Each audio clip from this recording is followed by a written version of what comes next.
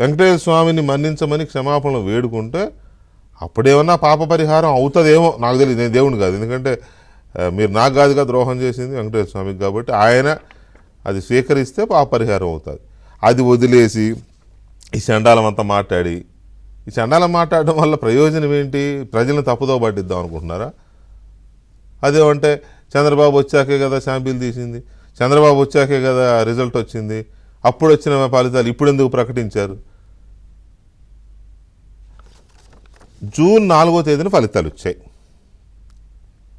June 4వ తేదీ వరకు కరుణాకర్ రెడ్డి గారు చైర్మన్గా ఉన్నాడు, జగన్మోహన్ రెడ్డి గారు పెట్టిన చైర్మన్ ఉన్నాడు. జూన్ 16వ తేదీన కొత్త ఈవో గారు జాయిన్ అయ్యాడు. అప్పటికే లడ్డూ ప్రసాదాల మీద అనుమానాలు, భక్తుల పెదవి విరుపులు, ఇదేంటి ఇట్లా ఉంటుంది, విడిపోతుంది అని అంటూనే ఉన్నారు. జూన్ 16న జాయిన్ అయిన కొత్త ఈవో గారు, దిస్ ఈజ్ అఫీషియల్ డాక్యుమెంట్, ఒకడు అంటాడు ఇది పట్టుకుని ఏముంది ఇందులో, ఏముంది ఇందులో, చదివితే కదా తెలిసేది అందులో ఏముందో. ప్రతివాడు జర్నలిస్ట్గా మాట్లాడేస్తారు ఇందులో ఏముంది, ఇందులో ఏముంది. ఆయన జూన్ 16న జాయిన్ అయ్యి జూలై 8న ఎన్డీడీబీకి ఒక రిక్వెస్ట్ పెట్టాడు, మా ప్రసాదాలు వీటిని ఇక్కడ ఉన్న నెయ్యిని శాంపిల్ టెస్ట్ చేయాలి అని చెప్పి. Customer request reference dated 8 July 24. June 16న జాయిన్ అయ్యి జూలై 8న ఆయన రిక్వెస్ట్ పెట్టేశాడు.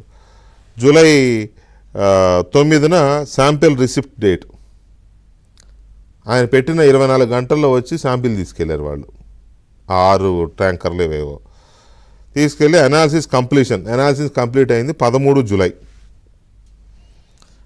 అయిపోయిన తర్వాత 16వ తేదీ వాళ్ళు రిపోర్ట్ ఇచ్చారు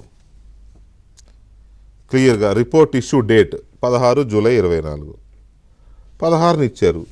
16 ఇవ్వగానే వాళ్ళు యాక్షన్ తీసుకుని వెంటనే ఇదేదో తేడాగా ఉందని చెప్పేసి ఆ పర్టికులర్ 6 ట్యాంకర్లు సప్లై చేసిన కంపెనీని నెయ్యి ఆపేయమని చెప్పి వీళ్ళప్పుడు అంతకుముందు పనిచేసిన పంపుతున్న నందిని బ్రాండ్కి కాంటాక్ట్ చేయడం, ఇంకా అదర్ సోర్సెస్ నుంచి వాళ్ళకి ముందే చెప్పి తీసుకున్నారు. టెండర్లు లేకుండా ముందే అయితే తీసుకున్నారు, ఎందుకంటే ఎమర్జెన్సీ కాబట్టి. దీనికి మీ హయాంలోనే కదా శాంపిల్ తీసింది. ఇది ఒక సొల్లు పురాణం. ఈ సొల్లు పురాణంతో పాటు నువ్వెందుకు 2 నెలలు ఎందుకు చెప్పలేదు బయటికి? నువ్వు 2 నెలలు ఎందుకు దాచిపెట్టావు చెప్పకుండా? అరే దాన్ని స్టడీ చేయాలిరా బాబు. స్టడీ చేసి ఒక ముఖ్యమంత్రి హోదాలో ప్రభుత్వము, బాధ్యత గల ప్రభుత్వం, గాలి ప్రభుత్వం కాదు కదా, గాలి ప్రభుత్వం కాదు, గర్ర తిరిగే గాలి ప్రభుత్వం కాదు, బాధ్యత గల ప్రభుత్వం అది. ఒక ముఖ్యమంత్రి హోదాలో ఇంత పెద్ద మీరే అంటున్నారు ఇదే భక్తుల మనోభావాలను చంద్రబాబు అపవిత్రం చేశాడు. మీరు అన్నట్టుగానే మరి అంత పెద్ద ఇష్యూని టేకప్ చేసేటప్పుడు ఆయన 1-2 సార్లు చూసుకోవాలి కదా. పైగా కూటమి ప్రభుత్వం, భాగస్వామ్య పక్షాలు కూడా తెలియజేయాల్సిన అవసరం ఉంటుంది, కేంద్ర ప్రభుత్వానికి ఇన్ఫామ్ చేయాల్సిన అవన్నీ చేసినాక చెప్పారు. చెప్పిన మీద మీరు అప్పుడు జరిగింది తప్పు కాదు, ఇది కాదు, ఈయన చెప్పడం తప్పు, లేదా అప్పుడు చెప్పకపోవడం తప్పు. అప్పుడు చెప్తే ఓకేనా మీకు?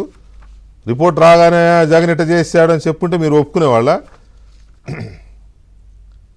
I'm just asking, Prakash Raj లాగా జస్ట్ ఆస్కింగ్. జూలై 16వ తేదీన చంద్రబాబు నాయుడు ఆ రిపోర్ట్ పట్టుకొచ్చి ప్రెస్ మీట్ పెట్టి చూడండి లడ్డు కల్తీ అయిపోయింది, జగన్మోహన్ రెడ్డి దగ్గరుండి కొవ్వు కల్పించాడు అని చెప్పుంటే మీరు ఒప్పుకునేవాళ్ళేనా? పేరు నాని, ఆయన గొడాల నాని, ఇంకెవరెవరో సోకాళ్ళు లీడర్లు అందరూ ఒప్పుకునేవాళ్ళేనా? తెలియక అడుగుతున్నా. సో ఇలాంటి పిచ్చి స్టేట్మెంట్లు పెట్టడం కంటే రెడీ అవ్వండి, దర్యాప్తుకు రెడీ అవ్వండి, చెప్పండి మేము భక్తులమే, ఎలాంటి దర్యాప్తు అయినా చేయండి అని. మీరేమో సిబిఐకి ఇవ్వండి, సిట్టింగ్ చేస్తే విచారణ జరిపించండి, మీరు కాగిగోల. ఆయనేమో 9 పేజీల లేఖ రాస్తాడు ప్రధానమంత్రికి, అందులో ఎక్కడా కూడా దర్యాప్తు అడగడు. మీరు మందలించండి చంద్రబాబుని. ఏంది ఇది మందలింపులతో పోయే అంశమా? చంద్రబాబుని మోదీ గారు పిలిచి మందలిస్తారంటే ఈయనకి హ్యాపీ, ఈయన ఇగో సాటిస్ఫై అవుద్ది, అయిపోద్ది. అరే భక్తుల మనోభావాలు దెబ్బతీర్చాడు చంద్రబాబు అని ఒక పక్క మీరంటూనే చంద్రబాబుని మోడీ గారు మందలిస్తే భక్తుల మనోభావాలు చల్లబడతాయా? బుర్రబుద్ధి ఉండాలి కదా. ఆ రెండింటికి ఏమైనా సింక్ అవుతుందో మీరు అడిగేదానికి, మీరు చేస్తున్న ఆరోపణకి? ఆయనేమో అడగడు, మీరేమో ఇక్కడ మీరు అడిగిన ఎవడు పట్టించుకోవడానికి ఉద్దేశంతోనేమో గోల పెట్టేస్తారు. ఆయన కదా అడగాలి. ఎస్ ఇక్కడ ప్రభుత్వం నా మీద ఆరోపించింది, నా నా హయాంలో ఇలా జరిగిందని చెప్తోంది. నేను కేంద్రాన్ని కోరుతున్నాను, మోడీ గారు మిమ్మల్ని కోరుతున్నాను, దీని మీద సిబిఐ దర్యాప్తు జరిపించండి అని చెప్పి ఆయన కదా అడగాలి. ఆయన అడగకుండా మళ్ళాంటి వాళ్ళు, మీలాంటి వాళ్ళు, మాలాంటి వాళ్ళు ఎంతమంది అరిస్తే ఏమి లాభం? పైగా రేపు శనివారం నాడు పూజలు చేయాలంట.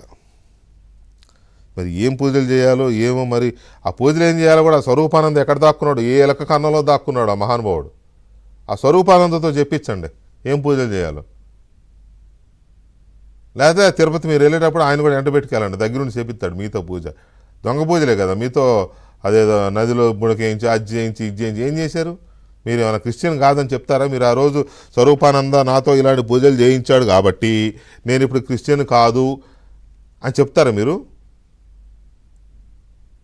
లేదా ఒక స్వరూపానంద చెప్తాడా జగన్ ఇప్పుడు క్రిస్టియన్ కాదు, ఆయన హిందూ మతం నేనే ఇచ్చాను అని చేసి స్వరూపానంద చెప్తాడా?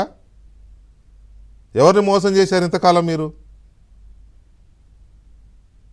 ఇవన్నీ ఎం కింద పెట్టుకుని ఏదేదో గాలి కబుర్లు, గాలి మాటలు, గాలి ప్రెస్ మీట్లు పెట్టడం వల్ల ప్రయోజనం ఏంటి? సో దీని మీద మనం